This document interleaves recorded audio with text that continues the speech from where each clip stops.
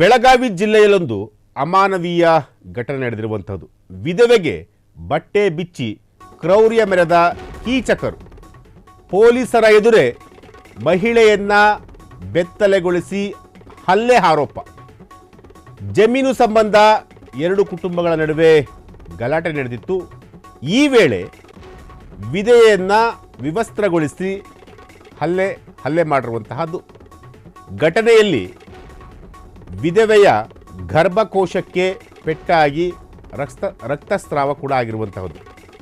ಹರಿದ ಬಟ್ಟೆಯನ್ನೇ ಸುತ್ತಿಕೊಂಡು ಟ್ರ್ಯಾಕ್ಟರ್ನಲ್ಲೇ ಪೊಲೀಸ್ ಠಾಣೆಗೆ ಬಂದಂತಹ ಮಹಿಳೆ ಬೆಳಗಾವಿ ಜಿಲ್ಲೆಯ ಸವದತ್ತಿ ತಾಲೂಕಿನ ಹರ್ಲಾಪುರ ಬಳಿ ನಡೆದಿರುವಂತಹ ಒಂದು ಘಟನೆ ಇದು.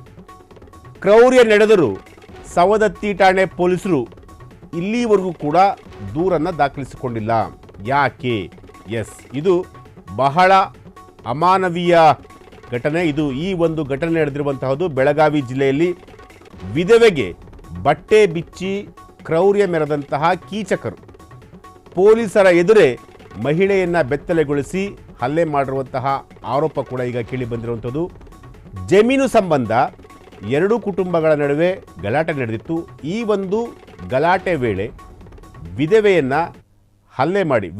ವಿಧವೆ ಮೇಲೆ ಹಲ್ಲೆ ಮಾಡಿ ತುಂಬ ಕ್ರೌರ್ಯವಾಗಿ ನಡೆಸಿಕೊಂಡಿರುವಂತಹ ಒಂದು ಘಟನೆ ಬೆಳಗಾವಿ ಜಿಲ್ಲೆಯ ಸವದತ್ತಿ ತಾಲೂಕಿನ ಹರ್ಲಾಪುರ ಬಳಿ ನಡೆದಿರುವಂತಹ ಘಟನೆ.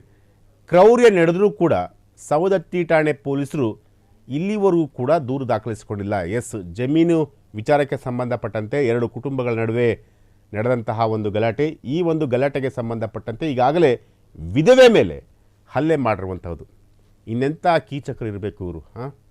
ಅಟ್ಲೀಸ್ಟ್ ಒಂದು ಕಾಮನ್ ಸೆನ್ಸ್ ಬೇಡವಾ? ಯಾರ ಮೇಲೆ ಹಲ್ಲೆ ಮಾಡಬೇಕು, ಏನು ಮಾಡಬೇಕು, ಯಾವ ರೀತಿಯಾಗಿ ನಡ್ಕೋಬೇಕು?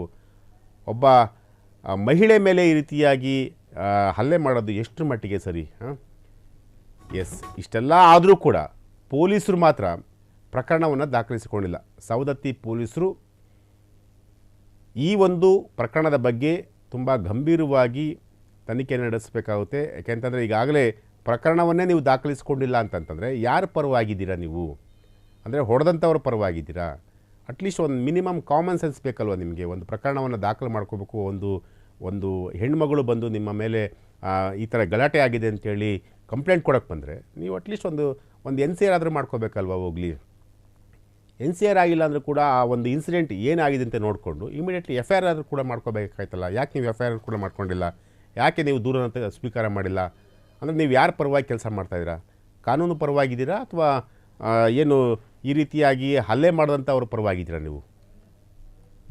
ಇಂತಹದ್ದೊಂದು ಘಟನೆ ಈಗ ಬೆಳಗಾವಿ ಜಿಲ್ಲೆಯಲ್ಲಿ ನಡೆದಿರುವಂತಹದ್ದು. ಸವದತ್ತಿ ಪೊಲೀಸ್ ಠಾಣೆಯಲ್ಲಿ ಈ ಒಂದು ಪ್ರಕರಣಕ್ಕೆ ಸಂಬಂಧಪಟ್ಟಂತೆ ಇಲ್ಲಿವರೆಗೂ ಕೂಡ ಒಂದು ಸಣ್ಣ ದೂರನ್ನು ಕೂಡ ದಾಖಲಿಸಿಕೊಂಡಿಲ್ಲ.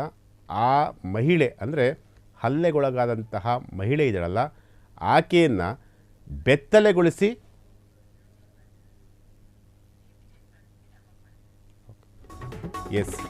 ಜಮೀನು ಸಂಬಂಧ ಎರಡು ಕುಟುಂಬಗಳ ನಡುವೆ ನಡೆದಂತಹ ಒಂದು ಗಲಾಟೆ. ಈ ಒಂದು ಗಲಾಟೆಗೆ ಸಂಬಂಧಪಟ್ಟಂತೆ ಈಗಾಗಲೇ ಆ ಮಹಿಳೆಯನ್ನು ಬಟ್ಟೆ ಬಿಚ್ಚಿ ವಿವಸ್ತ್ರಗೊಳಿಸಿರುವಂತಹದ್ದು.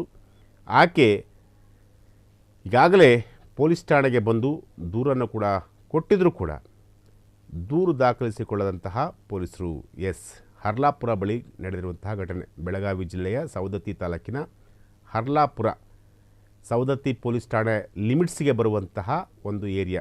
ಈ ಒಂದು ಏರಿಯಾದಲ್ಲಿ ಮಹಿಳೆಯನ್ನು, ಅದರಲ್ಲೂ ಕೂಡ ವಿಧವೆ ಮಹಿಳೆಯನ್ನು ಆಕೆಯ ಬಟ್ಟೆ ಬಿಚ್ಚಿ ವಿವಸ್ತ್ರಗೊಳಿಸಿ ಆಕೆಯ ಮೇಲೆ ಹಲ್ಲೆ ಮಾಡಿ ದೌರ್ಜನ್ಯ ಎಸಗಿ, ಜೊತೆಗೆ ಆ ನೊಂದಂತಹ ಮಹಿಳೆ ದೂರನ್ನು ಕೂಡ ಕೊಟ್ಟರೂ ಕೂಡ ಪೊಲೀಸರು ದೂರು ತೆಗೆದುಕೊಂಡಿಲ್ಲ.